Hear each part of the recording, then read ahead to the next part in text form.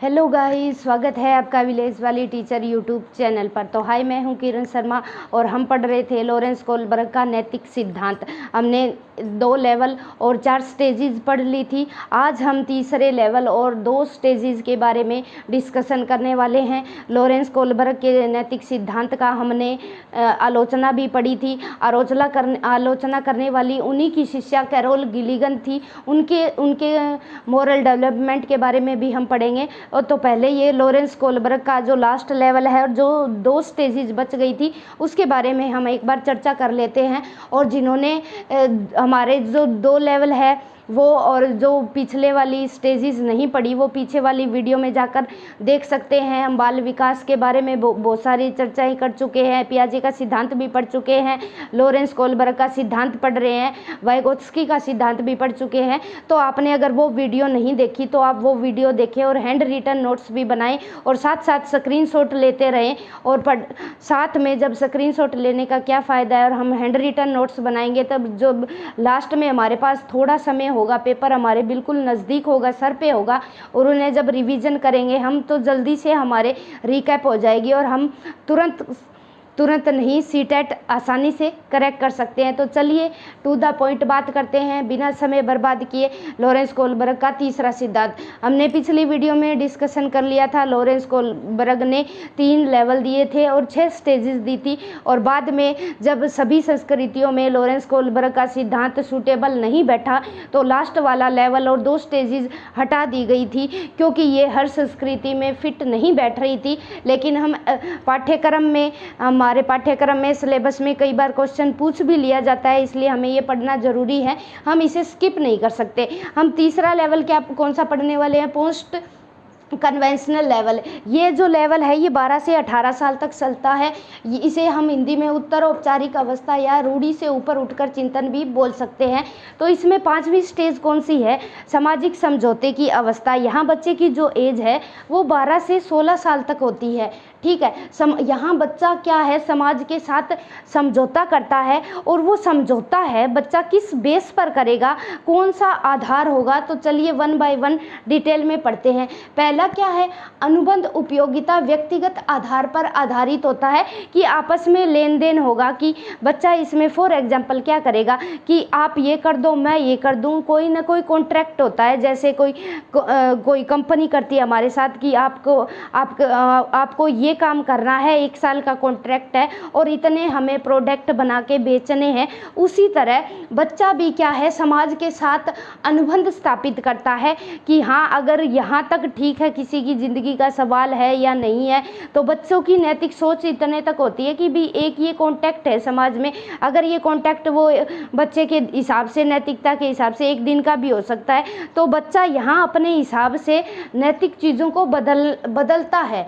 ठीक है, वो ये ज़रूरी नहीं कि वो समाज के हिसाब से चलेगा।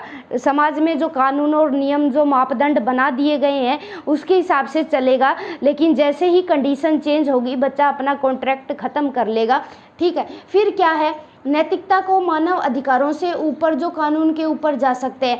यहाँ बच्चा क्या है कि बच्चे के हिसाब से वही नैतिकता है जो मानव के अधिकारों की रक्षा करती है।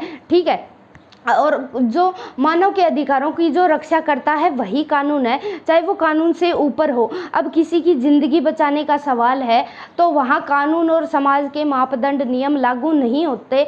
जो इस स्टेज के बच्चे की जो मोरल थिंकिंग है, ऐसा कहना है कोलबर्ग का। यहाँ क्या है, बच्चा लोगों के कल्याण व इच्छा को महत्व देता है, यानी मैं ऐसा नैतिक काम करूँगा जिससे लोगों का कल्याण होगा और सभी लोग ये इच्छा करते हैं कि जो मैं काम कर रहा हूँ वो समाज के लिए अच्छा है, समाज के लिए कल्याणकारी है। फिर 6ठी स्टेज कौन सी बताई लॉरेंस कोलबर्ग ने? आंतरिक विवेक की अवस्था, यानी बच्चा यहाँ ना समाज के कानून दायरे से बिल्कुल हट जाता है और जो उसकी अंतरात्मा बच्चे की करने के लिए कहती है कंडीशन के हिसाब से कि कौन से कंडीशन के हिसाब से क्या चीज़ सही है, वही बच्चा सुनता है, अपने अंतरात्मा की आवाज़ सुनता है। चाहे समाज में कुछ भी कानून बनाए गए हैं, कुछ भी मापदंड बनाए गए हैं, यहाँ जो 17 से 18 साल तक की एज होती है। बच्चा अपनी अंतरात्मा के आधार पर निर्णय करता है। यहाँ जैसे फॉर एग्जांपल बच्चे की मम्मी बीमार हो गई और बच्चे के फादर का साया सर से हट चुका है और बाकी जो भाई बहन है कोई भी छोटे हैं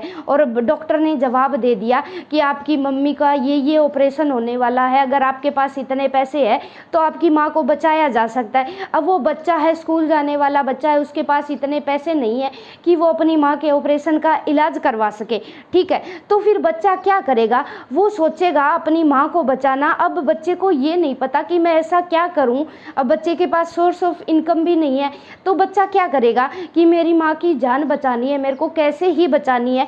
तो बच्चा चोरी करना वहाँ ठीक समझेगा। क्यों ठीक समझेगा? क्योंकि उसे अपनी माँ की आवाज़ जान बचानी है, तो वो कोई भी स्टेप उठा सकता है। अंतरात्मा से उसकी आवाज़ आ रही है। बच्चे को पता तो है कि चोरी करना समाज के नियमों के खिलाफ है, इससे सामाजिक व्यवस्था बिगड़ सकती है, लेकिन बच्चा यहाँ जो उचित समझेगा, जो क्या उचित समझेगा, क्योंकि अभी मम्मी की जान बचानी ज़रूरी है, माँ की जान बचानी ज़रूरी है, तो इसलिए वो चोरी ज़रूर करेगा। और अंतरात्मा की आवाज़ सुन के, पता होने के कारण भी बच्चे की यहाँ मजबूरी है, बच्चा ऐसा कदम उठाता है और जो समाज के नियमों को तोड़ती है कहीं ना कहीं। लेकिन ये कहना है कोलबर्ग की लास्ट स्टेज में कि अगर समाज के नियम किसी की भी जान से ऊपर नहीं हो सकते, तो अगर किसी को जीने के लिए अगर हमें ऐसा कोई गलत काम करना भी पड़े तो वो समाज के लिए सही है, ना कि समाज के दायरे से बाहर होकर गलत नहीं हो सकता। वो फिर क्या है, उस स्तर सामाजिक स्तर की अवस्था होती है। यहाँ बच्चा क्या है, हाई लेवल की का जो सामाजिक स्तर है उसके हिसाब से निर्णय लेता है, अपने सार्वभौमिक सिद्धांतों पर आधारित है।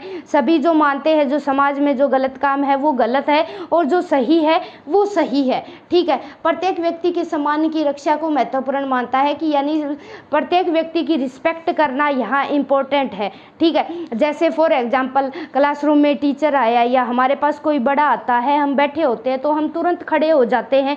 क्यों हो जाते हैं? क्योंकि ये समाज में एक नियम है कि अगर कोई हम बैठे हैं, कोई बड़ा खड़ा है, तो ये समाज में हमारी धारणा है हमारी कि ये हमने रिस्पेक्ट दी है कि कोई भी बड़ा हमारे पास आया है, हम बैठे हैं और तुरंत खड़े हो गए, या टीचर आया है या कोई हमसे कोई बड़ा आया है, तो ये हमारे समाज का कल्चर है। हमारा कल्चर हमें क्या सिखाता है, क्या नैतिकता सिखाता है, ये इस बात से पता चलता है कि जैसे ही कोई बड़ा आया, हम बैठे थे, खड़े हो गए, तो हमने रिस्पेक्ट दी।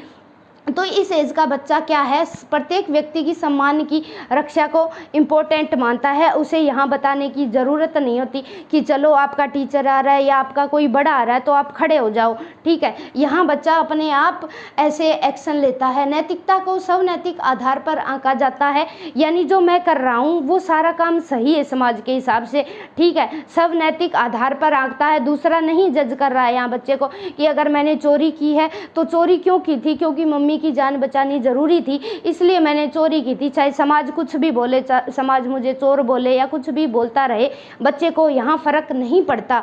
फिर क्या है, बालक तर्क व विवेक के आधार पर नैतिकता का पालन करता है। बच्चा यहाँ लॉजिक लगाना शुरू कर देता है, क्या सही है क्या गलत है। अगर मैं कोई भी क्राइम करता हूँ तो समाज में व्यवस्था बिगड़ेगी, तो बच्चा यहाँ तर्क और लॉजिक लगाना शुरू कर देता है। इंटेलिजेंसी बच्चे की यहाँ काम करनी शुरू कर देती है। नैतिक आचरण संज्ञानात्मक आधार पर आधारित होता है कि यहाँ बच्चे का जैसे जैसे बच्चा जो इंटेलिजेंट बच्चा है उसमें नैतिकता जल्दी आ जाती है। वो हर चीज़ समाज में जो नैतिकता के दायरे में होती है वो जल्दी सीख लेता है, और जो सामान्य बालक है वो भी ठीक ठाक एज में सीख लेता है। लेकिन जो पिछड़े बालक है उनमें उनका जो संज्ञानात्मक विकास है कहीं ना कहीं गड़बड़ है, तो वहाँ बच्चे की जो नैतिक सोच है वहाँ बच्चे में लेट शुरू होती है, या कुछ चीज़ें वो छोड़ भी सकता है, छूट जाती है। तो ये था लॉरेंस कोलबर्ग का नैतिक सिद्धांत। हमने पूरा निचोड़ पढ़ लिया है, हिंज की स्टोरी को भी बेस्ट बनाकर 6 स्टेजेस हमने उसमें रखी है, तो एक बार आप स्क्रीनशॉट लेना चाहे तो ले सकते हैं। ये हमारा यहाँ लॉरेंस कोलबर्ग का नैतिक विकास का सिद्धांत खत्म हो गया। और सबसे पहले हमने क्या पढ़ा था, लॉरेंस कोलबर्ग के सिद्धांत की हमने बाल की खाल निकाल ली है, इससे बाहर आपका एक भी क्वेश्चन नहीं जाएगा, ठीक है। तो हमने आलोचना भी पढ़ ली। आलोचना करने वाली इनकी खुद की ही शिष्या कैरोल गिलिगन थी और 3 विषयों पर कैरोल गिलिगन थी। 3 विषयों पर चर्चा हुई कि इन्होंने नैतिक व्यवहार की बजाय नैतिक सोच पर काम किया, लिंग भेद पर आधारित था, ठीक है। तो ये बात ध्यान रखना, कैरोल गिलिगन के सिद्धांत को भी पढ़ेंगे हम। कैरोल गिलिगन इनकी शिष्या रही, लेकिन इन्होंने इनकी बहुत सारी आलोचना की, क्योंकि ये खुद कैरोल गिलिगन खुद महिला थी। तो इन्होंने आरोप लगाया कि कोलबर्ग पर कि आप पुरुष है, इसलिए आपने पुरुष की ही नैतिक सोच को दायरे में रखा, लड़कियों की नैतिक सोच पर कोई भी काम नहीं किया, ठीक है। तो कैरोल गिलिगन के बारे में भी हम पढ़ेंगे, इनके सिद्धांत का भी, नैतिक विकास के सिद्धांत में भी के बारे में भी पढ़ेंगे। क्यों पढ़ेंगे? क्योंकि पूछ लिया जाता है। सबसे ज़्यादा क्रिटिसाइज जो कोलबर्ग का सिद्धांत है इन्होंने ही किया था जेंडर बायस के आधार पर। तो ये था लॉरेंस कोलबर्ग का नैतिक सिद्धांत। इसके बाद आप कमेंट करें आप कौन सा सिद्धांत पढ़ना चाहते हैं। हमारी ये कोलबर्ग की लास्ट क्लास थी, यहाँ सिद्धांत इनका ख़त्म हो चुका है। और हमारे चैनल पर नए हैं तो आप हमारे चैनल को सब्सक्राइब कर लीजिए। और bye bye, thanks for watching.